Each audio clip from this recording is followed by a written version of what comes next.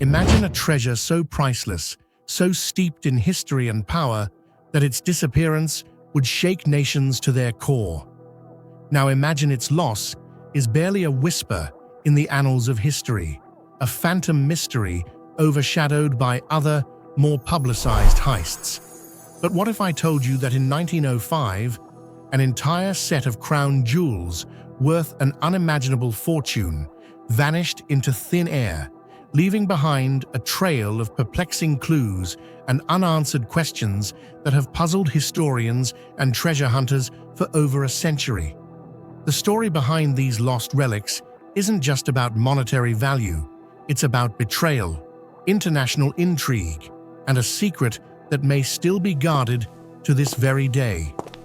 To unravel this perplexing tale, we must journey back to a time of simmering political tensions, opulent displays of power, and an island nation longing for independence.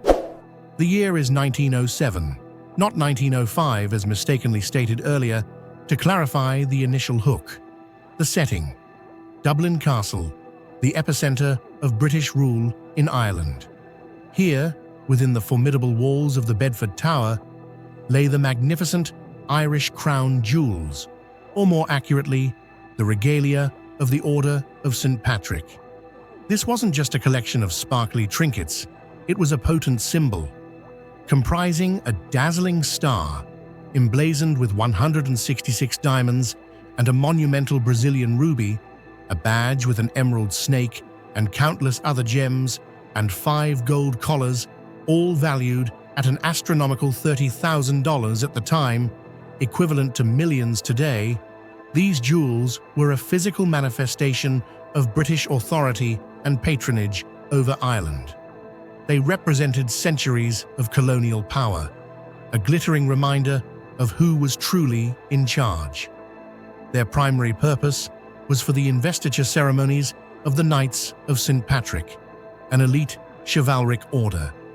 But for years, they had been stored with a shocking lack of care, almost as if their immense value was not fully appreciated, or perhaps deliberately ignored.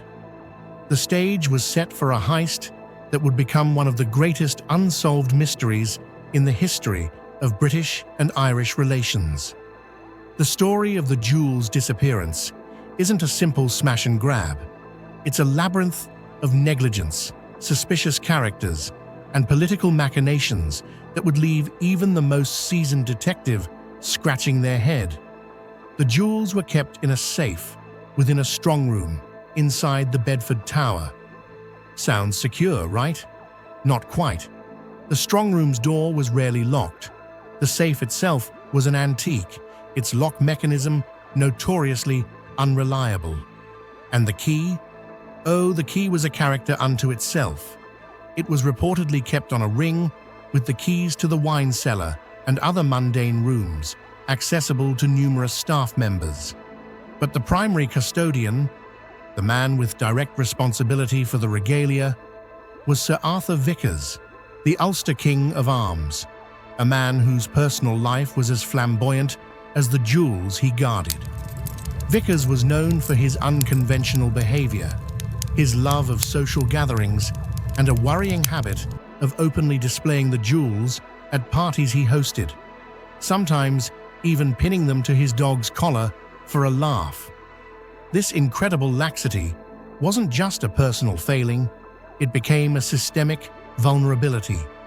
The castle itself was a hive of activity, with various servants, clerks, and officials possessing access to different parts of the complex. The lines of responsibility were blurred, the security protocols almost non-existent. There were reports of keys being left indoors, of windows being left ajar. It was an invitation, not a deterrent, and someone or some group was clearly paying attention. As Ireland buzzed with nascent nationalist fervor and whispers of rebellion grew louder, the symbolism of these jewels made them an even more enticing target. Removing them wouldn't just be a robbery, it would be a symbolic blow against the very heart of British power in Ireland. The stage was not just set for a theft, but for a profound national embarrassment. The missing jewels wouldn't just be physically gone. Their absence would leave a gaping hole, a wound in the imperial pride that would fester for decades. The plot thickened dramatically on July 6, 1907. King Edward VII himself was due to arrive in Dublin for an investiture ceremony where the jewels would be needed. But when Sir Arthur Vickers went to retrieve them, he was met with a chilling sight.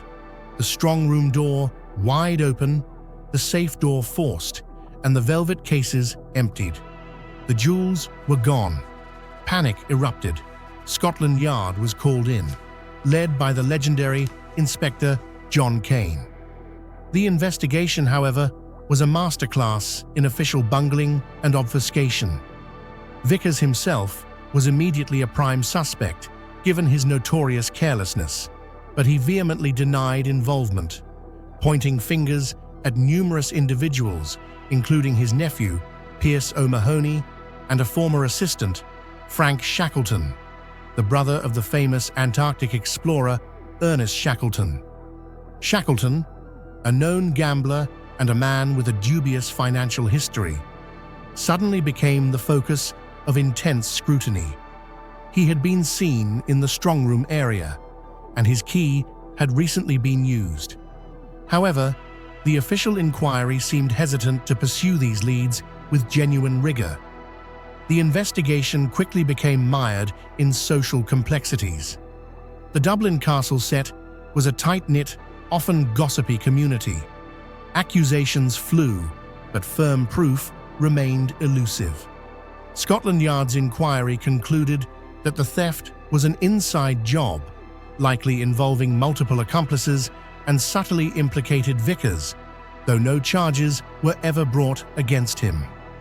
He was summarily dismissed from his post, a public disgrace he carried until his death. But the scandal ran deeper than mere theft. Rumors began to circulate. Whispers of an illicit homosexual ring operating within Dublin Castle, involving high-ranking officials. Some historians suggest the jewels were stolen not for monetary gain, but as leverage to prevent a public exposure of these societal taboos, a blackmail plot gone awry. Others believe devoted Irish nationalists, seeing an opportunity to strike at the symbols of British oppression, carefully orchestrated the heist. The lack of a ransom demand, the jewels never surfacing on the black market, and the sheer audacity of the crime all pointed to motives beyond simple financial enrichment. The British government, desperate to avoid further embarrassment, swiftly moved to suppress information, to control the narrative. The official report was vague, unsatisfying, and designed to close the matter without truly solving it. Years passed, but the jewels remained missing, their location a subject of endless speculation. Was it a nationalist coup, a blackmail plot, or simply the opportunistic act of an insider taking advantage of unforgivable negligence? To this day, the Irish crown jewels have never been recovered. The mystery endures, a testament to the layers of intrigue and secrecy that surrounded their disappearance. Was it the work of Irish nationalists, eager to strike a blow against British rule? It's a compelling theory. The jewels never appeared on the market, suggesting their value was symbolic, not monetary, to the thieves. Or perhaps it was, as some contemporary gossip suggested, a blackmail plot linked to scandalous activities within the highest echelons of Dublin society, a secret too damning for the British establishment to ever allow into the public domain. The shame of such an exposé might have outweighed the value of the jewels themselves. Sir Arthur Vickers, stripped of his honors and reputation, spent the rest of his life campaigning for a new public inquiry, convinced he was a scapegoat in a larger conspiracy. He died a broken man, crying out that he knew who the thieves were, but was silenced. His pleas went unanswered, his claims dismissed. The official line remained vague, unsatisfying, a historical shrug of the shoulders. The British Crown ultimately commissioned replacements for the lost regalia, but they lacked the history, the mystique, the sheer iconic power of the originals.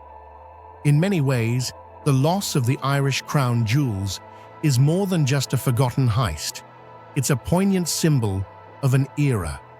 It represents the fragility of power, the hidden currents of rebellion, and the lengths to which institutions will go to protect their image, even if it means burying the truth alongside a priceless treasure. The Bedford Tower still stands in Dublin Castle, silent witness to a century-old secret. And somewhere, perhaps, the Irish crown jewels lie hidden, waiting for the day their story can finally be told, fully and without reservation. If you want more mysteries like this, the next video explores the baffling disappearance of the Amber Room, another treasure lost in the mists of history.